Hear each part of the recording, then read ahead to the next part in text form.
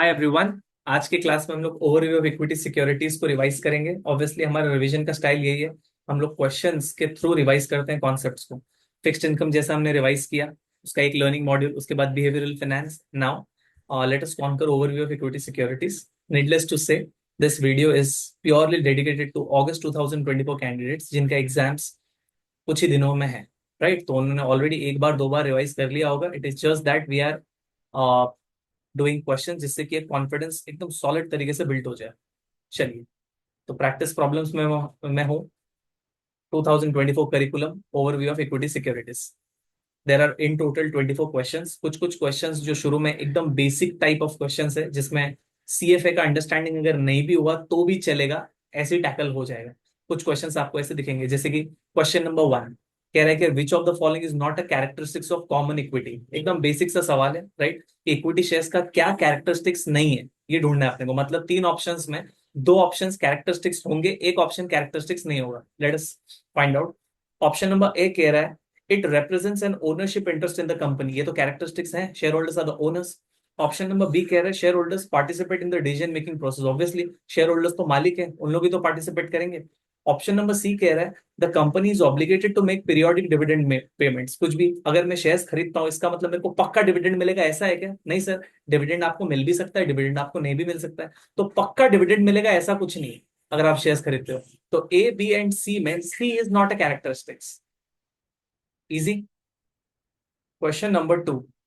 The type of equity voting right that grants one vote for each share of equity owned is referred to as one share is equal to one vote। अगर है इसका मतलब it is a type of what, statutory voting. याद आ रहा होगा, जहां पे one share is equal to one votes. However अगर one share is equal to more than one votes है, right, then it's a part of what, cumulative voting. तो यहाँ पे इन लोगों ने क्लियर कट कहा है कि one share one vote for each share, one share one vote, मतलब it's a type of what, statutory voting.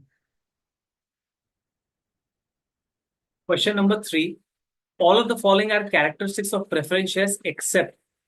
Accept वाला पार्ट ढूंढना है, मतलब ये तीन में से दो कैरेक्टरिस्टिक्स होंगे, एक नहीं होगा। Right, let's see. बोल रहा है option number A they are इधर कॉलेबल और पोर्टेबल। ये तो बोल रहा है प्रेफरेंस शेयर्स या तो कॉलेबल होंगे या तो पोर्टेबल होंगे। नॉर्मल भी तो हो सकते हैं, दे कैन बी इधर कॉलेबल, पोर्टेबल और नॉर्मल प्रेफरेंस शेयर्स। ए बोल रहा है या तो कॉलेबल या तो पोर्टेबल ही होगा। A is the wrong wrong answer.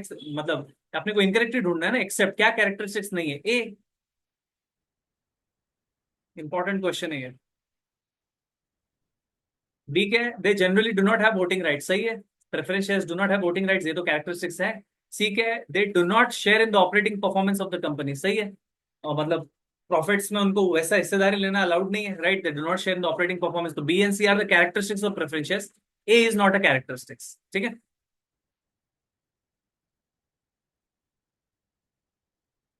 Number 4, participating preference shares. याद आ रहा है पार्टिसिपेटिंग?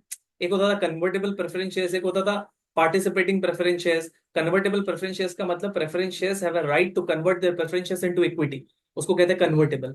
पार्टिसिपेटिंग प्रेफरेंस शेयर्स का मतलब ये होता था कि यार आपको तो पता ही होगा, प्रेफरेंस शेयर्स को एक फिक्स डिविडेंड मिलता है 8%। प्रेफरेंस शेयर्स उनका preferred dividend is fixed 8%। However अगर आप पार्टिसिपेटिंग प्रेफरेंस शेयर्स हो तो आपको 8% से भी ज्यादा मिल सकता है अगर कंपनी का प्रॉफिट एक सर्टेन लेवल को एक्सीड कर गया तो। याद आ रहा है, participating preference share, feel the word ना, participating preference shares are allowed to participate in the profits of the company if profit exceeds a certain level. अगर ऐसा है इसका मतलब it's a participating preference shares, right. Let's see. तो participating preference shares entitle share holders to participate in the decision making process of the company. No, decision making में तो सिर्फ equity shares है। बी क्या है, convert there shares into a specified number of common shares, ये तो हो गया आपका कन्वर्टेबल प्रेफरेंस शेयर्स। सी क्या है, receive an additional dividend if a companies profit exceed a pre determined level, सही है।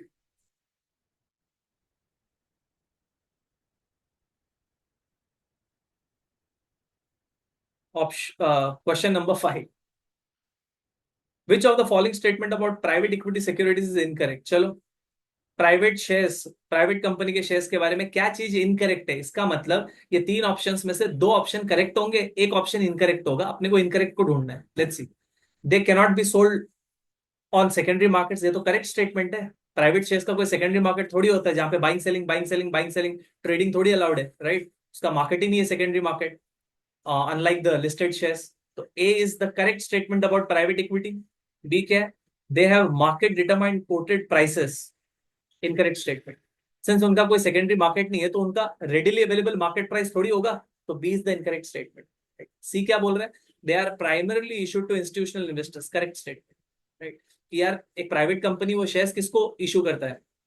HNIs को, हाई नेटवर्थ इंडिविजुअल्स को, इंस्टीट्यूशनल इन्वेस्टर्स को, उनको शेयर्स इशू करता है और उनसे पैसा लेता है, राइट। पब्लिक से पैसा लेना अलाउड ही नहीं है। तो option number A correct statement है। Option number C correct statement है, लेकिन अपने को क्या फाइंड आउट करना है? Incorrect statement, which is what? Option number B. Question number 6, venture capital. Venture capital हम लोग डिटेल में कहां पे करते हैं? ऑल्टरनेटिव इन्वेस्टमेंट्स में। Venture capital also part of what? Private equity only. Let's see. Venture capital investments, option number A बोल रहा है can be publicly traded. False, since it's a part of private equity they are not publicly traded, right. तो A तो wrong हो गया। B क्या बोल रहा है? ऐसा पढ़ने का स्टाइल ऐसा रखना, वेंचर कैपिटल इन्वेस्टमेंट, फिर ऑप्शन बी पढ़ना, do not require a long term commitment of funds. False. Private equity में क्या होता है कि यार सपोज मैंने अगर कोई स्टार्टअप में पैसा लगा दिया है, तो यार 2 महीने के बाद, 3 महीने के बाद निकल के कुछ फायदा नहीं है। अगर आप स्टार्टअप में पैसा लगा रहे हो तो यार स्टार्टअप को वो एक ग्रो होने दो। It will that the startup will take a considerable amount of time. तो 3 साल 5 साल आपको वेट करना पड़ेगा, क्या पता उससे भी ज्यादा वेट करना पड़ेगा, तब जाके आपके पैसे का एक फ्रूटफुल वैल्यू आप रियलाइज कर पाओगे। तो अगर आप स्टार्टअप्स एंड ऑल दैट को पैसा दे रहे हो तो लॉन्ग टर्म कमिटमेंट तो आ ही जाता है। इट इज नहीं कि यार मैं 6 महीने में मेरे को मेरा पैसा चाहिए। तो वहां पे वैल्यू आप क्रिएट नहीं कर पाओगे अपने पैसे का, राइट। वेल्थ क्रिएट नहीं कर पाओगे। You need to hold for a long period of time. तो ऑप्शन नंबर बी कह रहा है कि यार venture capital investment do not require a long term commitment. Wrong, they do require a long term commitment. तो A wrong है, B wrong है, obviously C right होगा। तो क्या? Venture capital investments provide mezzanine financing to early stage companies. Yes, startup companies को वो funding देता है। अभी ऐसा समझो सर, ये मेजेनाइन फाइनेंसिंग क्या होता है? मेजेनाइन फाइनेंसिंग का मतलब जब एक स्टार्टअप इतना बड़ा हो गया है कि यार अब प्राइवेट से पब्लिक जाने का टाइम आ गया, प्राइवेट से पब्लिक बनने का टाइम आ गया, तो प्राइवेट से पब्लिक जाने के लिए जो पैसा चाहिए ना, वो पैसा अगर कोई इन्वेस्टर दे रहा है, वेंचर कैपिटल अगर दे रहा है, राइट, उसको कहते हैं मेजेनाइन फाइनेंसिंग। ठीक है। खैर ये मेजेनाइन फाइनेंसिंग का डिस्कशन एआई में होगा, यहाँ पे जस्ट मैंने आपको बता दिया। तो C is the correct answer.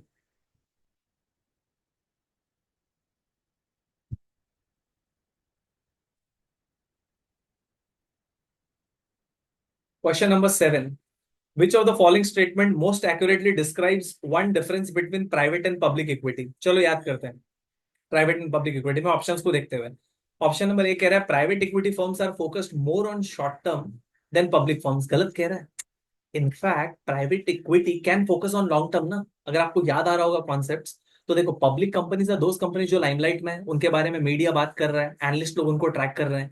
तो अगर पब्लिक कंपनी लॉन्ग टर्म में फोकस कर रहा है, जिसके चलते अगर शॉर्ट टर्म में कुछ भी गड़बड़ हो गया तो इतना ज्यादा क्रिटिसिज्म एंड ऑल दैट होता है ना कि यार शेयर प्राइस गिरना चालू कर देता है, गिरना चालू हो जाता है, बिकॉज सेलिंग स्टार्ट। इसीलिए पब्लिक कंपनीज ये बोलते हैं कि यार लॉन्ग टर्म के चक्कर में अगर शॉर्ट टर्म गड़बड़ हो गया ना, तो एक पैनिक क्रिएट हो जाएगा। तो एक काम करते हैं हम लोग शॉर्ट टर्म में फोकस करते हैं।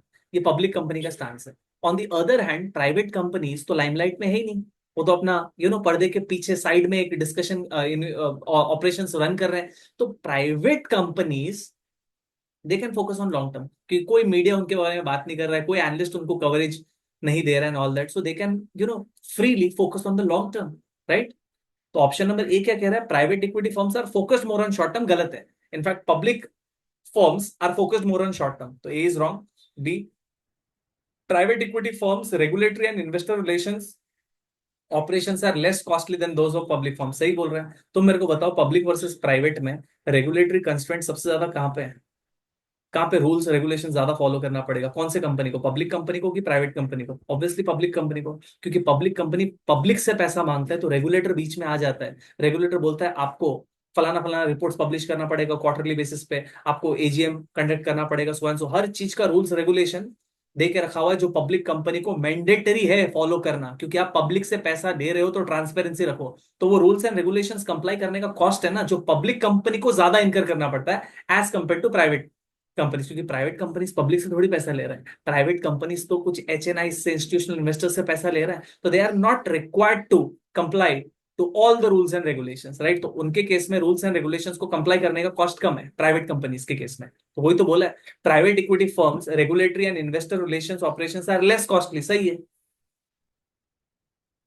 सी क्या बोला है, private equity firms are incentivize to be more open with investors. More open with investors किसको बोल रहे हैं अपन, पब्लिक कंपनीज को कह रहे हैं, क्योंकि आपने पब्लिक से पैसा लिया है तो आपको ट्रांसपेरेंसी ज्यादा रखना पड़ेगा, right.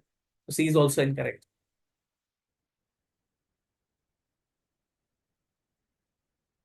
Question number 8, emerging markets emerging markets have benefited from recent trends in international markets।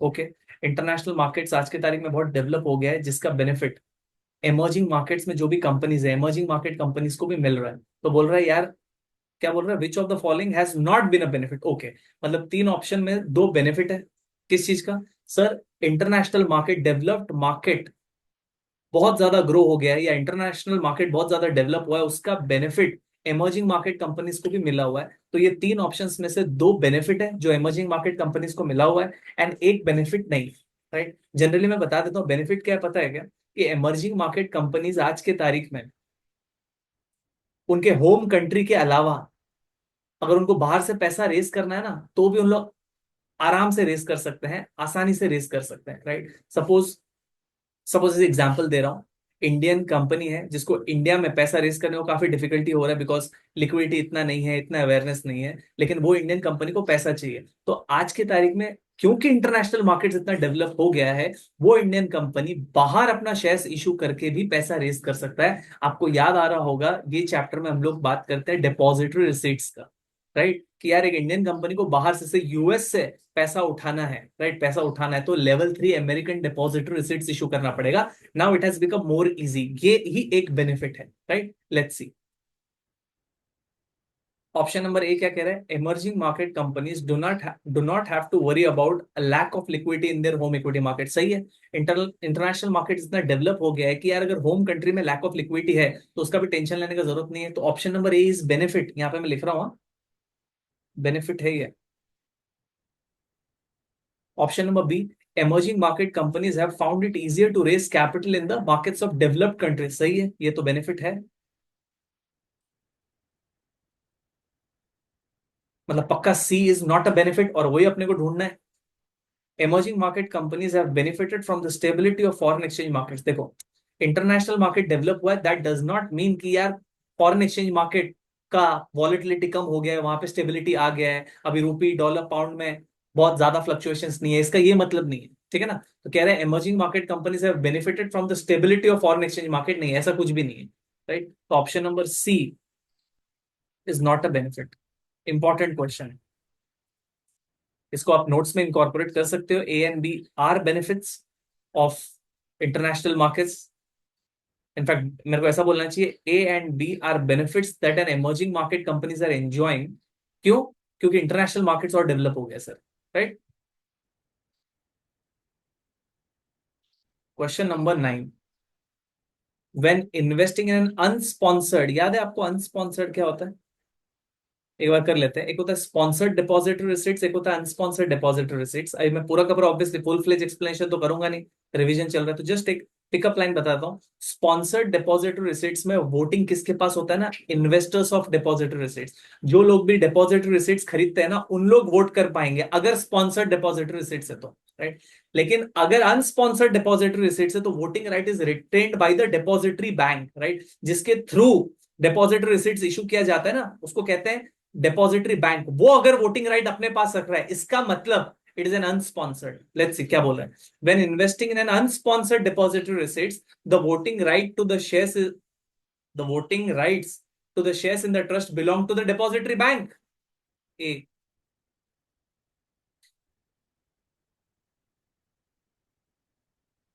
अनस्पॉन्सर्ड, sponsored का मतलब वोटिंग राइट किसको दे दिया, इन्वेस्टर्स को दे दिया, investors in depository receipts. Unsponsored का मतलब डिपॉजिटरी बैंक ने वोटिंग राइट अपने पास रखा हुआ, ठीक है। Question number 10, with respect to level 3 sponsored ADRs. Okay, level 3 ADRs का मतलब सर,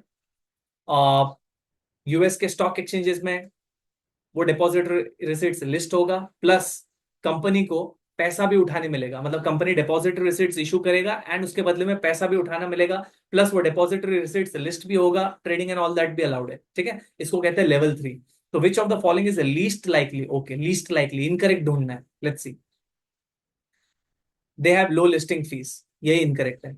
हाई लिस्टिंग फीस है कि यार एक इंडियन कंपनी सपोज नैस्डैक में लिस्ट कराना चाह रहा है अपने कंपनी को, इंडियन कंपनी वो चाह रहे से फॉर एग्जांपल टीसीएस चाह रहे कि यार नैस्डैक में लिस्ट हो, तो it's a high listing fees, list कराने का fees is very very high, ठीक है।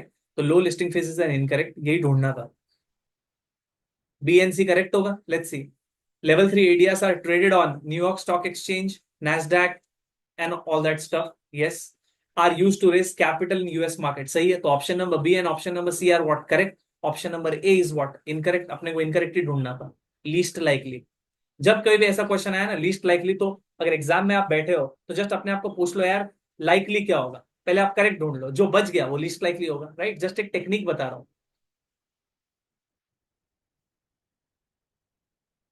Question number 11, a basket of listed depository receipts, a basket, मेरे पास एक बास्केट है जिसमें एक डिपॉजिटरी रिसीट्स नहीं है, अलग अलग कंपनीज के डिपॉजिटरी रिसीट्स है, पूरा का पूरा बास्केट है, राइट।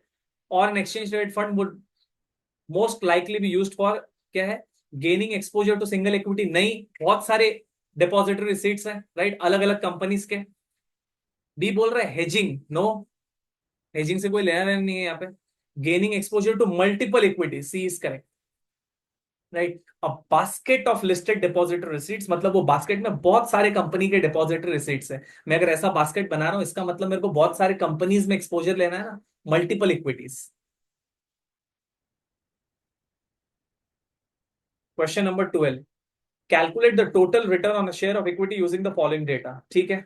चलो सिंपल सा sum, total return, total return is divided into two parts, one capital gains and one dividend yield, let's see. Purchase price 50 में खरीदा था, 42 में बेच दिया, 8 का नुकसान, लेकिन डिविडेंड में मिल गया कितना, 2। तो यहाँ पे देखो तो रिटर्न क्या होगा, 50 में खरीदा था, इनफैक्ट ऐसा कर देता हूँ,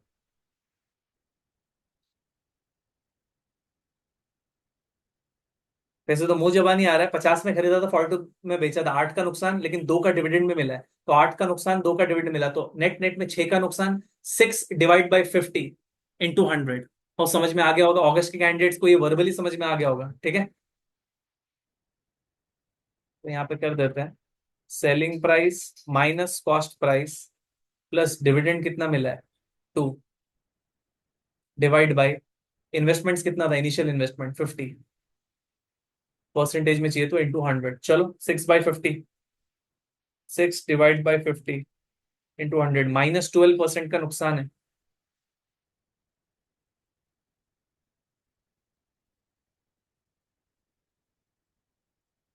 if a US based investor purchase a euro denominated ETF, okay, एक ईटीएफ है, आप सोचो म्यूचुअल फंड की यूनिट्स है जो यूरो में डिनोमिनेटेड है, और उसमें कौन इन्वेस्ट कर रहा है, यूएस का इन्वेस्टर। यूएस का investor is investing in a euro denominated ETF and euro subsequently depreciate, invest करने के बाद यूरो का वैल्यू गिर जाता है, the investor will have a total return that is lower than ETF का रिटर्न। ये होप समझ में, ये बहुत सारे लोगों को वैसे दिक्कत आ रहा होगा, एकदम कॉमन सेंस का बात कर रहा है। सपोज एक यूएस इन्वेस्टर है, वो सपोज यूरो में पैसा लगा रहा है, राइट, यूरो में इन्वेस्ट कर रहा है, और यूरो सपोज गिर जाता है relative to dollar, currency economics से याद करो, यूरो का वैल्यू डिप्रिशिएट हो जाता है, तो यार यूएस इन्वेस्टर को तो नुकसान होगा ही, राइट। सर नहीं समझ में आ रहा, एग्जाम्पल लो, let's take out an example. Suppose मैं initial exchange rate 1 euro is equal to $2, मन से बोल रहा हूँ, एंड सपोज ये यूएस इन्वेस्टर ने यूरो 10 इन्वेस्ट किया। अब मेरे को बताओ, यूरो 10 इन्वेस्ट कर रहा है तो कितना घर से गया होगा डॉलर्स, 1 यूरो मतलब $2। अगर मेरे को 10 यूरो इन्वेस्ट करना है तो घर से कितना गया होगा, कहने से $20। तो यहाँ पे मैं ना इन्वेस्टमेंट डॉलर्स में लिख रहा हूं मैं, initial investment in dollars is equal to euro 10 × 2, तो ये हो गया आपका डॉलर्स कितना, 20, राइट। अब जो यूरो 10 था वो हो गया कितना, यूरो 12, फायदा हुआ कि घाटा, फायदा हो गया सर। 10 का चीज 12 हो गया तो फायदा है ना यार। कितना फायदा है, निकालो तो। परसेंटेज रिटर्न बहुत ही आसान है। 10 का चीज 12 हो गया तो दो, 2/10 यूरो में निकाल रहा हूं, 2/10 मतलब 20% है। लेकिन ये तो यूएस का पर्सन है, इसको तो रिटर्न डॉलर टर्म्स में चाहिए, तो ये क्या बोलेगा, यार शुरू में मेरे घर से $20 गए थे, बाद में कितना आए, बाद में 10 यूरो का चीज 12 यूरो हो गया था। अब ये क्या करेगा, वो ये 12 यूरो को कन्वर्ट करेगा डॉलर्स में। एंड कन्वर्ट करने के टाइम पे सपोज 1 यूरो, ये suppose at time is equal to zero था, at time T is equal to zero and T is equal to 1 में सपोज 1 यूरो गिर गया, यूरो डेप्रिशिएट हो गया से $1.5 हो गया। अब जो इसका 10 यूरो, जो 10 का इसका 12 हो गया है, अब ये 12 को कन्वर्ट करेगा इनटू डॉलर्स। जब कन्वर्ट करेगा तो उस टाइम का एक्सचेंज रेट एप्लीकेबल है। वो टाइम पे क्या एक्सचेंज रेट है, 1 यूरो इज इक्वल टू $1.5। पहले क्या था, 1 यूरो इज इक्वल टू $2 था, अब क्या हो गया, 1 euro is equal to $1.5, depreciate हो गया ना। तो इसके हाथ में डॉलर टर्म्स में कितना आएगा, 12 × 1.5 कितना, $18।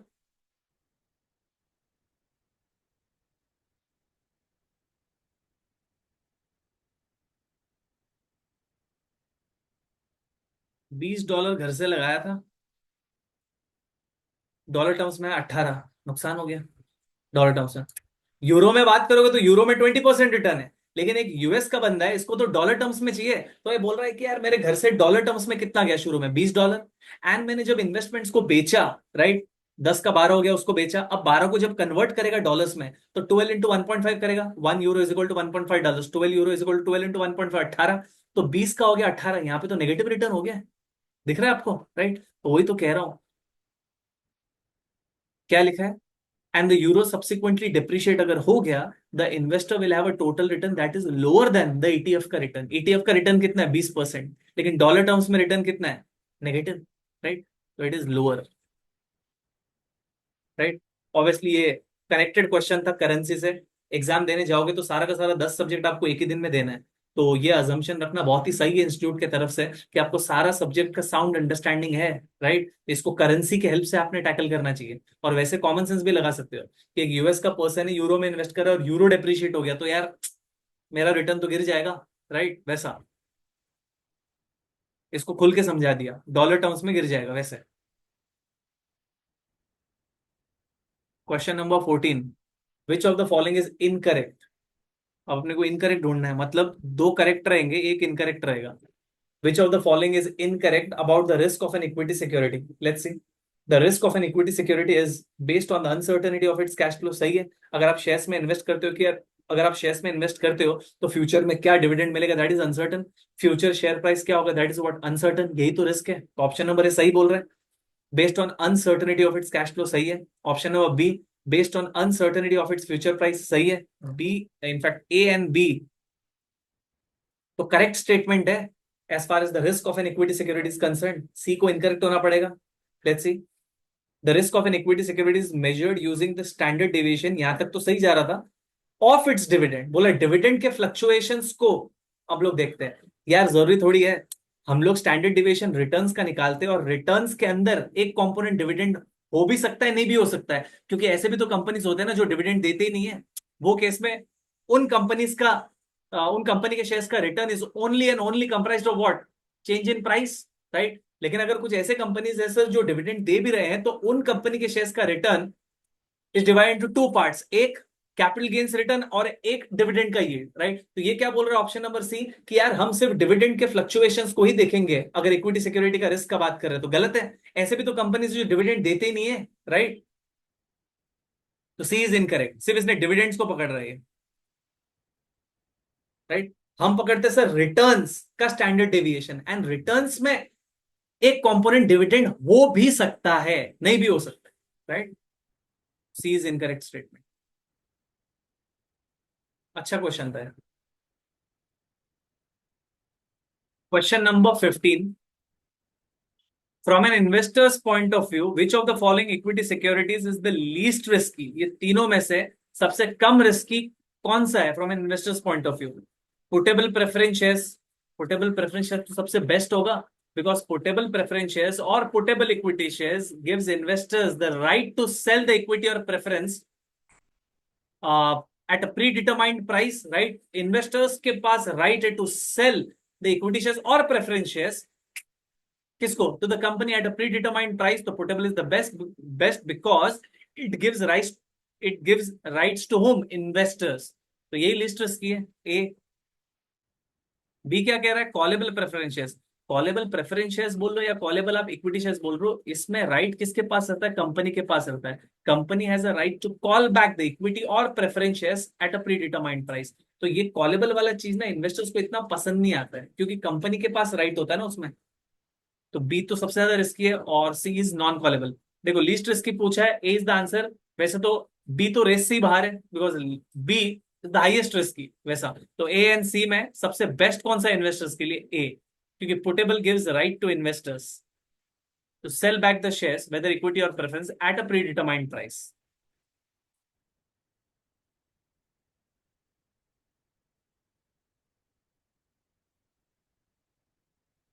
Question number 16, which of the following is least likely to be reason?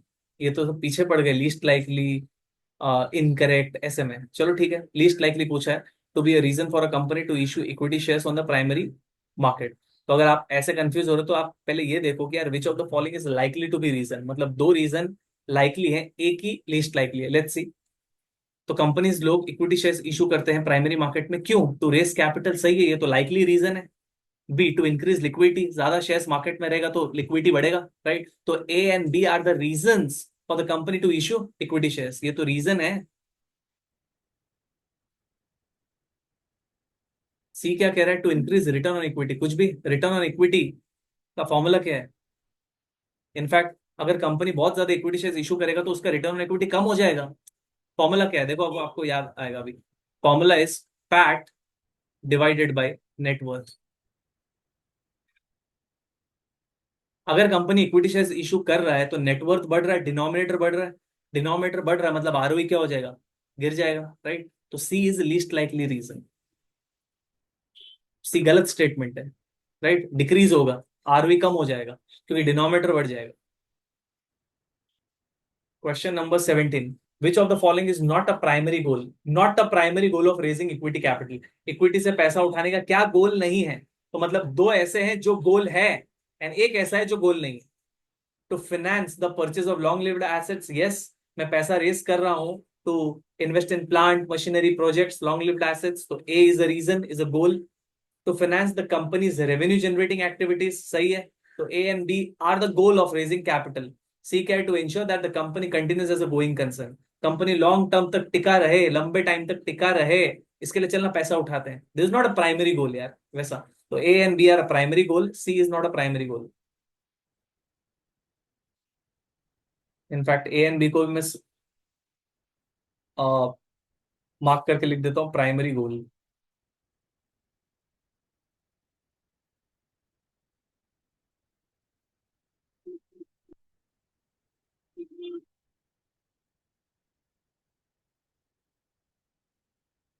Question number 18, which of the following statement is most accurate in describing a company's book value? book value, book value का part क्या होता है by the way? Book value of equity is equal to equity share capital plus reserves in surplus. याद आ रहा होगा, right? Equity share capital plus reserves in surplus को मिला के बन जाता है बुक वैल्यू, जो एज पर बुक्स रहता है, राइट? बैलेंस शीट से आप इजीली कैलकुलेट कर सकते हो। तो बोल रहे हैं विच of the following statement is most accurate in describing companies book value? Let's see. Book value increases when company retains it's net income, true. अगर रिटेंशन रेशियो हाई होगा मतलब रिजर्व्स एंड सरप्लस में ज्यादा अमाउंट रहेगा जिसकी वजह से book value बढ़ेगा, सही है। ये तो सही बोल रहा है, option number A is correct. Most accurate पूछा है मतलब बी एंड सी को रॉन्ग होना पड़ेगा। Let's read out. Book value is usually equal to company's market value, कुछ भी यार ऐसा है क्या? Book value equal to market value होता है? सी क्या है? The ultimate goal of management is to maximise book value, नहीं, the ultimate goal of management is to maximise the share holders wealth, that is the market value, right? तो B and C are incorrect. देखो यार, mastery तो तब आएगा जब आप सारे ऑप्शंस में से क्या करेक्ट है क्या इनकरेक्ट है ये फाइंड आउट करो, ये मास्टरी चाहिए, right. Question number 19, calculate the book value पूछा है। चलो बुक वैल्यू निकालते हैं। टेबल में बहुत सारे ऐसे डिटेल्स हैं जो काम के नहीं है, जैसे कि number of shares outstanding 1 lakh, price per share is 52। ये दो डिटेल्स है तो मार्केट वैल्यू निकलेगा। Market value is equal to number of shares into market price. लेकिन अपने को मार्केट वैल्यू पूछा है कि बुक वैल्यू पूछा है? बुक वैल्यू पूछा है, राइट। तो ये दो इंफॉर्मेशन तो कुछ काम के नहीं है। टोटल एसेट्स देके रखा हुआ है कितना, 12 मिलियन, एंड टोटल लाइबिलिटीज देके रखा हुआ है 7.5 मिलियन। बुक वैल्यू इससे तो आता है, book value of assets minus book value of outside liabilities, right. That is equal to what, book value of equity, net worth का ये तो फॉर्मूला है। Total assets minus book value of outside liabilities. आप बोलो तो book value of total assets minus book value of outside liabilities अगर आप कर दोगे तो आपको क्या आ जाएगा, बुक वैल्यू। तो कर लो, 4.5 मिलियन दिख ही रहा है यहाँ पे। तो नेट इनकम का डिटेल्स भी कुछ काम का नहीं है। तो 12 million minus 7.5 million, 4.5 million, A is the answer, right. यहाँ पे लिख देता हूँ, book value of equity is equal to book value of all assets minus book value of outside liabilities.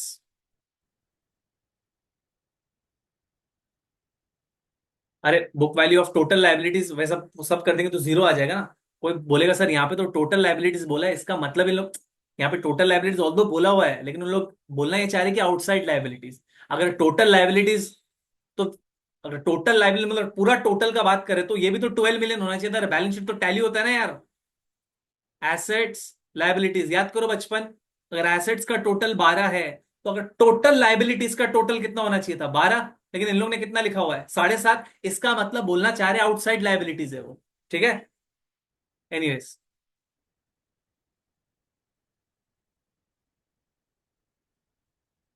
Question number 20, which of the following statement is least accurate. आ गया, पीछे पड़ गया लीस्ट एक्यूरेट में, मतलब दो स्टेटमेंट एक्यूरेट होंगे, एक स्टेटमेंट लीस्ट एक्यूरेट होगा। इन describing a companies market value, let's see. Management decisions do not influence the companies market value. कुछ भी मैनेजमेंट लोग जिस तरीके से ऑपरेशंस कर रहे हैं, जैसा भी करेंगे, उसका इंपैक्ट तो मार्केट प्राइस पे होता है। ऑल तो डायरेक्टली इन्फ्लुएंस नहीं कर पाएंगे, लेकिन इनडायरेक्टली तो मैनेजमेंट का एक्शंस मार्केट प्राइस को इन्फ्लुएंस करता ही है, राइट। क्योंकि कंपनी को कौन चला रहा है, मैनेजमेंट चला रहा है, तो मैनेजमेंट का जो भी एक्शंस होगा उसका इंपैक्ट प्राइस में तो दिखेगा ही, राइट। तो ये बोल रहा है मैनेजमेंट का decision do not influence, they do influence indirectly, right. तो क्या पूछा था, लिस्ट एक्यूरेट, तो ए इज लिस्ट एक्यूरेट, मतलब बीएनसी को एक्यूरेट होना पड़ेगा। Let's see, increases in book value may not be reflected in company's market value. सही है, बुक वैल्यू बढ़ रहा है, इसका मतलब सर मार्केट वैल्यू को भी बढ़ना ही होगा, ऐसा कुछ है क्या? नहीं है। मार्केट वैल्यू क्या पता बढ़ सकता है, क्या पता गिर सकता है, क्या पता वैसे ही रह सकता है। तो कोई 1 to 1 कोरिलेशन थोड़ी है। तो B is a correct statement, may not be reflected. C क्या बोल रहा है, market value reflects the collective and differing expectations of investors. सही तो है। शेयर प्राइस में share price is affected by various investors का व्हाट, एक्सपेक्टेशंस। तो B and C is the correct statement towards market value. A is an incorrect statement. यहाँ पे just लिख देता हूं करेक्ट, ए इज इनकरेक्ट। और अपने को क्या फाइंड आउट करना था, incorrect, that is least accurate. Question number 21, calculate return on equity, ROE। चलो ROE का फुल फॉर्म क्या है, ROE का फुल फॉर्म बोलो, सॉरी। ROE का formula PAT divide by net worth. PAT को इन लोग नेट इनकम बोलते हैं। चलो क्या क्या रेडिली अवेलेबल है, क्या नेट इनकम दिया हुआ है? पहला दिया हुआ है टोटल सेल्स, फिर दिया हुआ है नेट इनकम। नेट इनकम तो देके रखा हुआ है 2 मिलियन।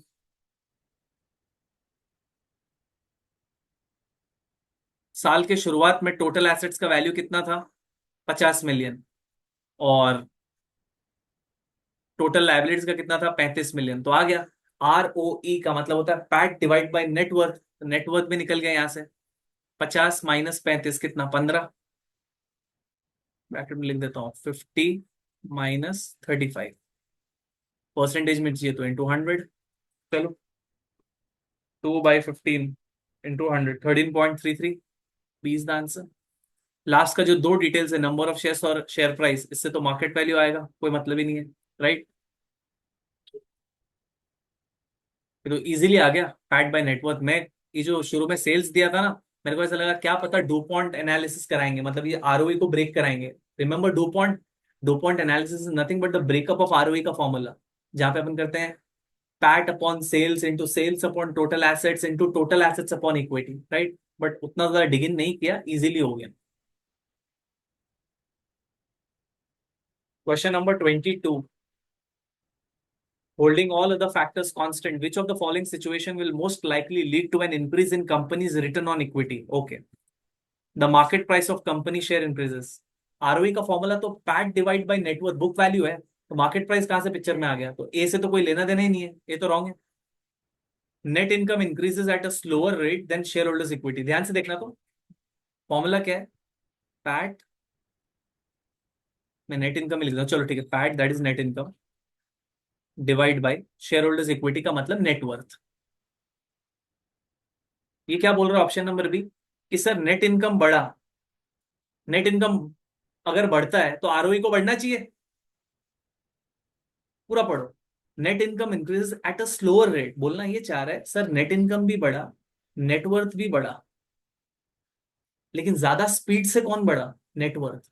उल्टा बोलो तो नेट इनकम कम स्पीड से बढ़ा, नेट इनकम भी बढ़ा, नेटवर्थ भी बढ़ा, लेकिन कम स्पीड से कौन बढ़ा? Net income. अब इसको एकदम समझने वाले लैंग्वेज में बोल देता हूं कि सर नेट इनकम बढ़ रहा है, नेटवर्थ भी बढ़ रहा है, लेकिन नेटवर्थ का बढ़ने का speed is very very high.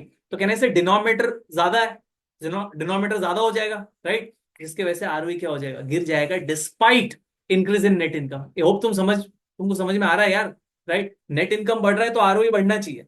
Sir net income भी बढ़ रहा है, नेटवर्थ भी बढ़ रहा है, लेकिन ज्यादा स्पीड से नेटवर्थ बढ़ रहा है, मतलब डिनोमिनेटर डोमिनेटिंग हो गया ना। और अगर डिनोमिनेटर डोमिनेटिंग हो गया, बढ़ रहा है डिनोमिनेटर, राइट, तो आरओई क्या होगा? गिरेगा।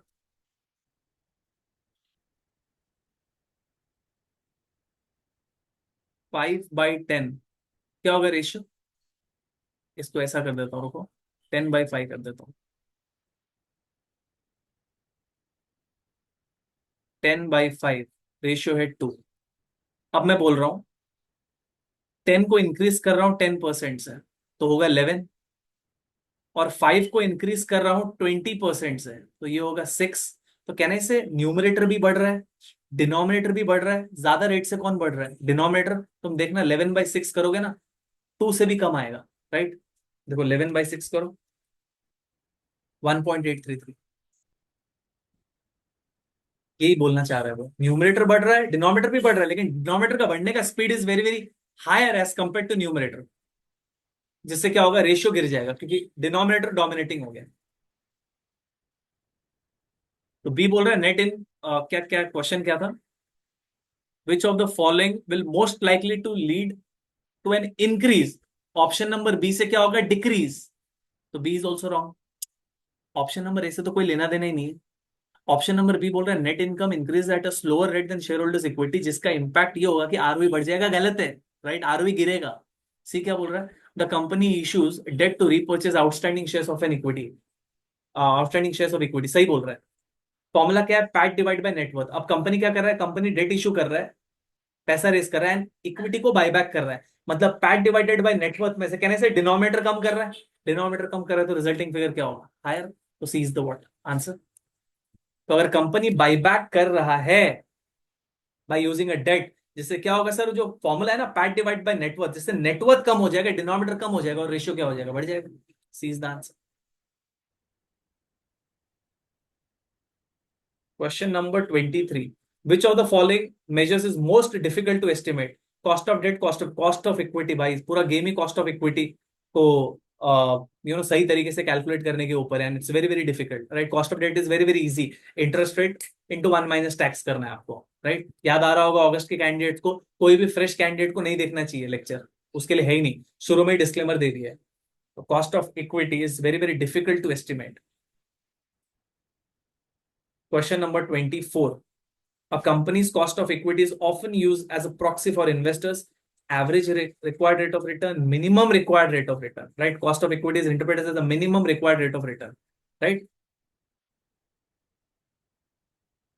शेयर होल्डर्स के पॉइंट ऑफ व्यू से बोले तो यार मिनिमम मेरे को इतना चाहिए, कंपनी के पॉइंट ऑफ व्यू से बोले यार मिनिमम इतना अर्न करना ही। इन्वेस्टर कंपनी को पैसा दे रहा है, मिनिमम बोला 14, आई रिक्वायर 14% रिटर्न, उसको कहते हैं minimum required rate of return तो 14 है ही। तो इन्वेस्टर के पॉइंट ऑफ व्यू से जो रिटर्न है, कंपनी के पॉइंट ऑफ व्यू से वही चीज क्या है, कॉस्ट है। ये तो फर्क है, राइट।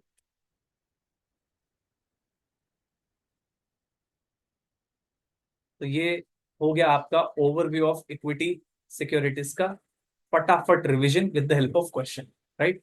होप ये सेशन आपको फ्रूटफुल लगा होगा। नेक्स्ट सेशन में कोई दूसरा टॉपिक पकड़ते हैं, उसके क्वेश्चंस को कॉन्कर करते हैं, रिवाइज करते हैं, ठीक है। Sure. See you soon in the next video. Bye bye.